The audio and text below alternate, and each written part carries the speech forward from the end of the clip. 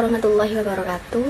Nama saya Fia Rimalivia dengan NIM 212101090044 kelas Tadris IPS 3. Di sini saya akan memaparkan hasil dari laporan mini riset yang berjudul Perjalanan Hidup Tokoh Agama Kiai Mastur SAG MPD. Yang pertama, di sini saya akan menjelaskan latar belakang. Tokoh agama ialah istilah dari ulama. Penafsiran ulama berasal dari bahasa Arab, jamak, plural dari kata alim yang berarti orang yang mengenali, orang yang berilmu. Dalam penafsiran ini, kiai ialah figur. Gelar kiai diberikan oleh warga kepada seorang pakar di bidang-bidang ilmu dalam agama Islam. Dalam pertumbuhan sosial saat ini, gelar kiai nyatanya tidak hanya diberikan kepada pemimpin pesantren saja, namun juga kerap diberikan kepada figur pakar agama maupun ilmuwan Islam yang tidak mengetuai atau yang memiliki pesantren.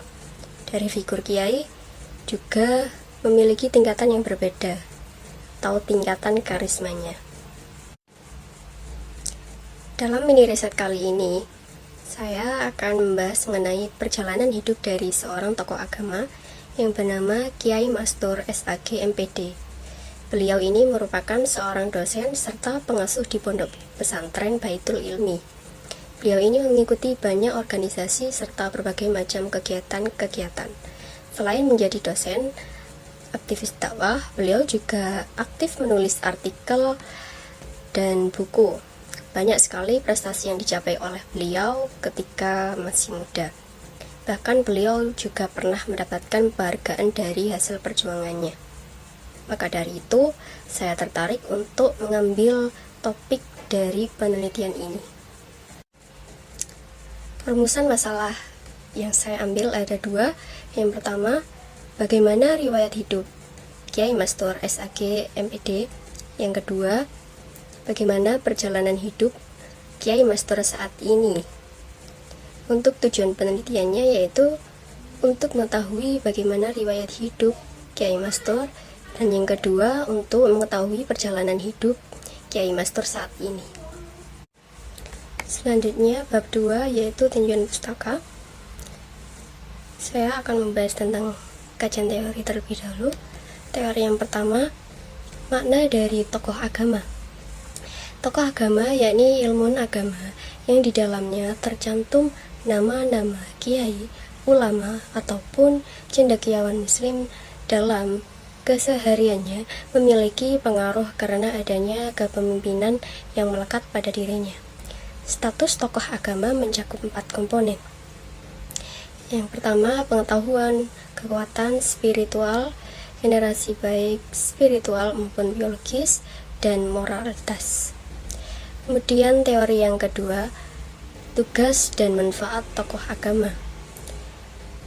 Tugas dan manfaat tokoh agama ada 3. Yang pertama, untuk meluruskan akidah.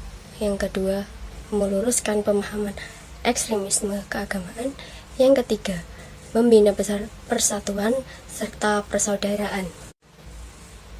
Yang pertama yaitu meluruskan akidah. Dalam kehidupan masyarakat, terkadang masih saja banyak ditemukan bahwa keyakinan terhadap sesuatu yang masih bertabiat tahayul ialah salah satu cabang dari kemusyrikan yang menyalahi ajaran Islam. Dalam perihal ini, tokoh agama mempunyai tugas untuk membersihkan serta menghindari keyakinan yang masih keliru serta mengembalikan keyakinan warga yang hak ialah tauhid. Yang kedua yaitu meluruskan pemahaman ekstremisme keagamaan. Maksudnya, tokoh agama perihal ini wajib memiliki tujuan serta kerja keras dalam upaya untuk memahamkan masyarakat terpaut bahayanya ekstremisme keagamaan yang sedang tumbuh di masa saat ini. Di dalam Islam sejatinya terdapatnya kekerasan dalam menewaskan orang lain ini merupakan sebuah kesalahan yang sangat besar. Dalam perihal ini wajib diluruskan tentang pemahaman ekstremisme dari keagamaan ini, dan ini adalah tugas dari tokoh agama.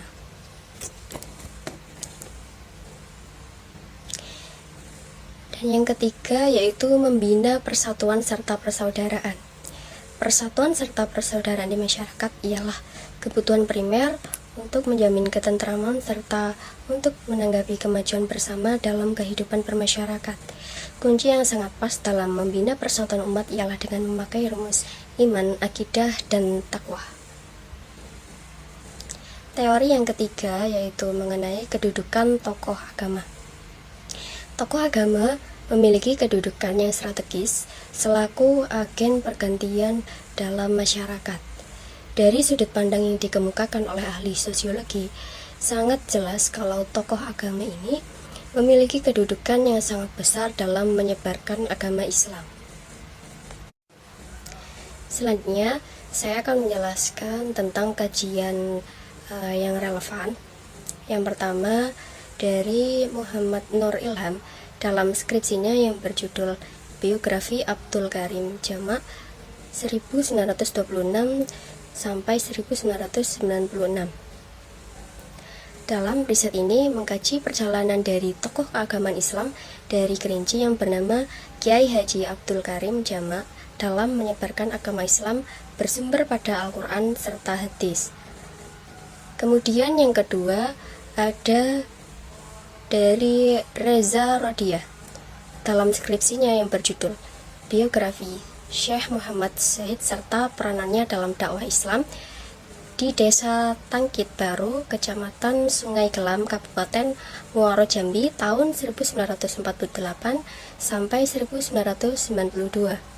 Dalam riset ini mengulas tentang seorang tokoh ulama yang berasal dari Sulawesi Selatan yang menyebarkan dakwah di Desa Tangkit Baru. Kemudian yang ketiga dari Rizal Fajri dan kawan-kawan dalam jurnalnya Pembelajaran Sejarah Universitas Syiah Kuala, Banda Aceh yang bertajuk Tokoh Agama serta Politik, membahas tentang biografi Abi Lampisang 1962 sampai 2017. Pada jurnal ini dipaparkan bahwa Abi Lampisang merupakan wujud yang kontribusinya mencolok dalam bidang pembelajaran agama serta politik yang ada di Aceh. Selaku wujud pemuka agama telah berkontribusi dalam mendidik santri serta warga lewat dayah yang dipimpinnya. Dan yang keempat, dari Abdullah Humaini dalam skripsinya yang berjudul Peranan Kiai Haji Abdul Qadir dalam mengembangkan Islam di Jambi Seberang tahun 1914 hingga tahun 1970. Dalam riset ini mengkaji tentang seorang tokoh ulama yang sangat populer di daerah Jambi yang dikenal sebagai Guru Keramat. Tidak hanya itu, beliau memiliki pemikiran-pemikiran dalam memajukan generasi muda agar tidak tertinggal oleh era, dengan mendirikan lembaga pembelajaran pondok pesantren yang bernama Pondok Pesantren As'ad yang hingga saat ini masih ada pada bidang pembelajaran serta pengajarannya. Selanjutnya yaitu metode penelitian. Metode penelitian yang digunakan dalam riset ini adalah metode penelitian sejarah yang terdiri dari heuristik, yaitu pengumpulan sumber, kemudian ada kritik, interpretasi atau penafsiran, serta historiografi. Pada tahapan yang selanjutnya dalam penulisan sejarah akan dilakukan sesuai dengan metode-metode yang sudah ada pada umumnya yang biasanya digunakan oleh para penulis sejarah. Sampel penelitian yang diambil berjumlah 3 orang yang terdiri dari 1 orang laki-laki dan 2 orang perempuan dari Pondok Pesantren Baitul Ilmi, di mana di pondok pesantren tersebut Kiai Mastur merupakan pendiri. Jadi saya mengambil sampel santri dari Pondok Pesantren Baitul Ilmi tersebut. Kemudian teknik pengumpulan data yaitu observasi, wawancara, dan dokumentasi. Teknik analisis data yang pertama, pengumpulan data, data collection. Yang kedua, reduksi data, data reduction. Yang ketiga, penyajian data, data display. Yang keempat, penarikan kesimpulan. Baik, yang selanjutnya yaitu bab pembahasan. Yang pertama, Kyai Mastur lahir di Kabupaten Lumajang, tepatnya di Desa Petaunan, Kecamatan Sumbersuko pada tanggal 28 Mei tahun 1976. Beliau memiliki orang tua yang bernama Kyai Maskur dan Dewi Julaika. Kyai Mastur menikah dengan Nyai Nani Permanisi yang asalnya dari Dusun Sambileren, Desa Purwosari, Kecamatan Gumukmes, Jember.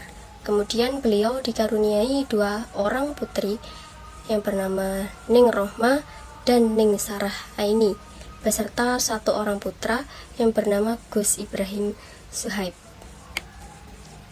Riwayat pendidikan Kyai Mastur ini, beliau memulai pendidikannya pertama di MI Nurul Islam Petaunan, lulus pada tahun 1988, dilanjutkan kemudian di MTS Negeri Lumajang, lalu lanjut program khusus MAN PK di Pondok Pesantren Mambaul Ma'arif Denanyar, Jombang, lulus tahun 1994. Kemudian Kyai Mastur mencoba untuk mengikuti ujian LIPIA atau Lembaga Islam Pendidikan Arab, dan ternyata beliau tidak lolos ujian tersebut, tetapi kemudian beliau melanjutkan studinya di Pondok Pesantren Nyai Haji Asfiyah PP Ar-Rosyid, Lontar Lakar Santri, Surabaya.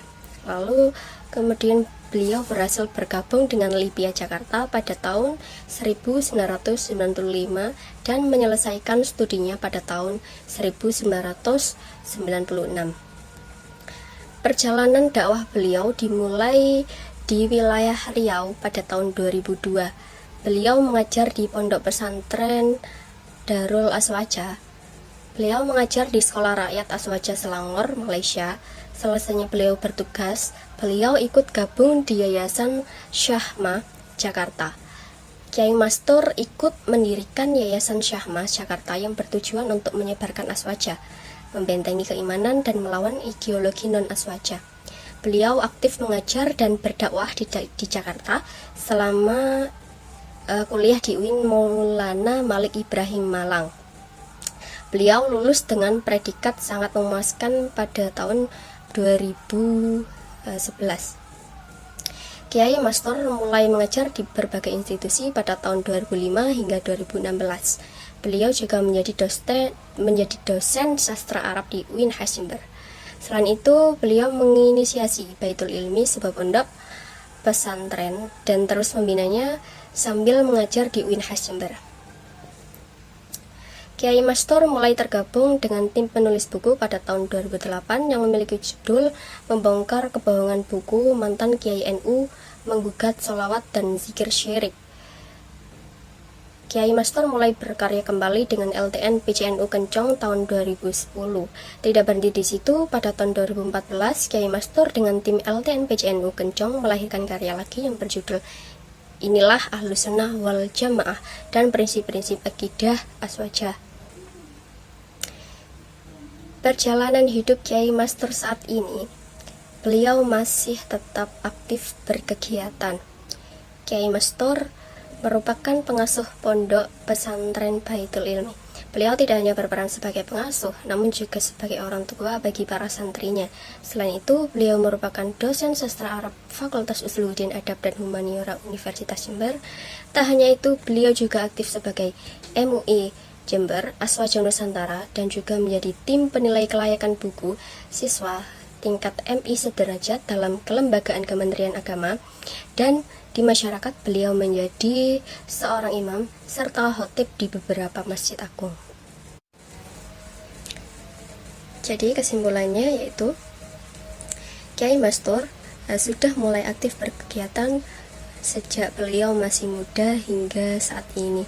Beliau memiliki banyak sekali prestasi yang beliau capai, mulai yang pertama khutbah terbaik, yang kedua beliau tergabung menjadi penulis buku, kemudian beliau juga menulis artikel, beliau juga menjadi pendiri dari pondok pesantren Baitul Ilmi. Selain itu beliau juga mengajar di Universitas Islam Negeri Kiai Haji Ahmad Siddiq Jember, Fakultas Usuluddin.